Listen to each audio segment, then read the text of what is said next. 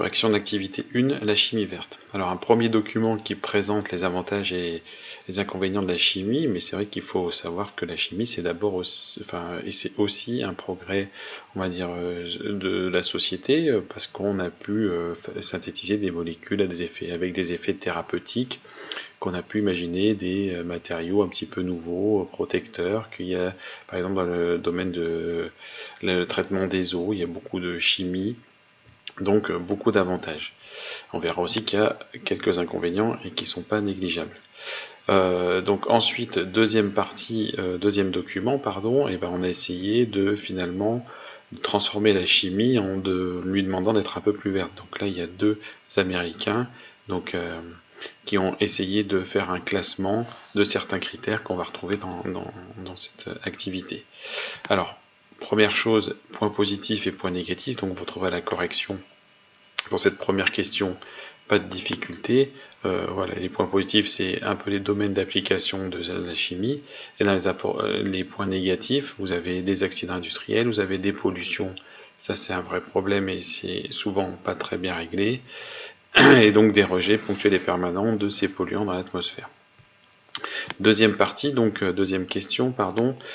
Finalement, c'est quoi l'objectif de la chimie verte? Eh ben, la chimie verte, c'est concevoir de nouvelles espèces chimiques et des procédés chimiques qui permettraient donc de réduire et d'éliminer l'utilisation et la synthèse de substances dangereuses, voire d'éviter donc d'avoir des polluants, substances dangereuses ou polluantes dans l'atmosphère. Dernière petite question, là c'était un petit classement que vous aviez à faire.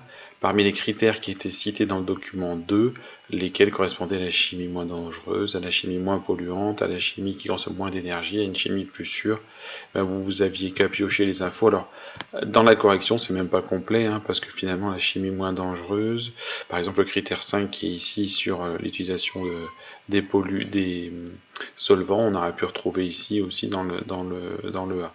Donc il y a plusieurs façons de faire ce classement, vous en avez une possibilité, mais parfois il y a des items qui pourraient se retrouver ailleurs aussi. Donc voilà pour cette première activité. Donc deuxième activité que vous aviez à regarder sur le chapitre, c'est l'histoire d'économie d'atomes. C'est d'ailleurs un des principes de la chimie verte, ça fera l'objet d'une question. Donc économiser les atomes, ça se comprend assez bien, c'est quoi en fait? Eh ben, c'est éviter d'avoir trop de produits ou trop de réactifs par rapport à le produit qu'on souhaite.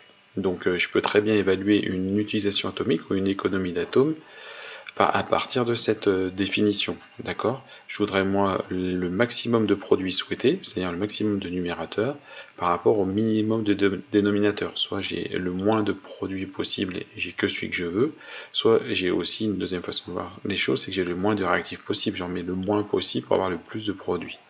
Donc ça c'est une optimisation en fait de la transformation chimique. Donc pour calculer cette utilisation atomique, vous avez donc un document qui présente la méthode. Vous aviez donc dans le document des exemples sur lesquels on va travailler. Mais là, si on regarde en une seconde les deux équations bilan, on voit que c'est deux critères qu'on a cités. Là, on va faire la synthèse de l'acide éthanoïque, ici CH3COH. Il est bien présent dans les deux documents. Donc on voit bien ici que j'ai plus de réactifs et plus de produits par rapport à celle-ci où j'ai moins de réactifs, moins de produits. Donc dans ces deux équations bilan, si je comprends juste le principe, sûrement que l'utilisation atomique la meilleure, elle sera là. D'accord? J'ai besoin de moins de produits, moins de réactifs pour faire la même chose. Donc on va essayer le critère qu'on va essayer de regarder et de chiffrer, d'avoir un critère un peu plus concret. Donc première question, donc finalement à quel principe de l'activité 1, il y a une erreur ici, la chimie verte, l'économie d'atomes se rapporte-t-il? Ben, elle n'a pas de difficulté, d'accord, c'était l'économie d'atomes, donc c'était le deuxième principe, l'économie d'atomes et d'étapes, donc pour optimiser l'incorporation de réactifs. Ensuite, donc deuxième partie, finalement, l'utilisation atomique. Quand est-ce qu'elle est le procédé le plus efficace? Et bien si j'ai ici un plus grand, je reviens sur le document, numérateur et toujours le plus petit dénominateur. Donc il faut que l'utilisation atomique du coup soit le plus grand possible. Donc si on l'exprime en pourcentage, il faut que ça soit proche de 100%. C'est là que j'ai la meilleure utilisation atomique. Ensuite, deuxième question suivante, vous aviez à regarder, donc à faire le bilan en fait des produits désirés, des réactifs et des déchets. Donc on voit bien qu'on veut bien faire la même d'accord, ici, espèce chimique, l'acide éthanoïque. Et on voit bien que le procédé 2, il a moins de déchets et moins de réactifs. Donc on a déjà l'impression que le procédé 2 va être meilleur, d'accord. C'est ce qu'on va essayer de vérifier. Donc pour faire les calculs, là c'était peut-être pas évident la première fois qu'on fait ce genre de calcul, mais je peux me servir des masses molaires. C'était proposé dans le document, d'accord. Et je dois faire attention au nombre stoichiométrique devant mes réactifs ou mes produits, puisqu'ils interviennent ici, vous avez vu, dans l'exemple qui était proposé, l'exemple général qui était proposé. Donc vous aviez à faire ce petit calcul, c'était pas si compliqué que ça, d'accord. Vous regardez qu'il y a 3 fois l'acide éthanoïque par exemple produit pour le procédé 1, donc on a l'impression qu'elle est bien meilleure, mais avec toutes les espèces chimiques qui sont utilisées également, on voit que l'utilisation atomique est que 12%, alors qu'elle est de 77% dans le procédé 2. Donc deuxième critère d'évaluation, parfois on appelle ça l'économie d'atomes avec une définition un peu différente. Là par contre il faut que le nombre soit le plus petit possible pour avoir le procédé le meilleur. Donc finalement, celui qui possède le moins de déchets et qui est le meilleur, c'est bien le procédé 2, puisque son utilisation atomique est la plus grande possible et son facteur E le plus petit possible. Voilà. Donc je reviens, j'ai passé une question de plus et je reviens enfin sur pratiquement la dernière question là, du document.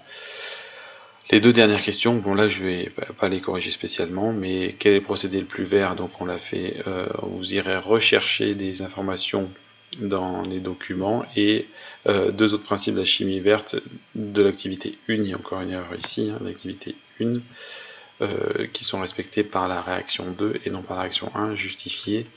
Et bien vous avez ici la réponse à ces deux questions. Voilà, merci.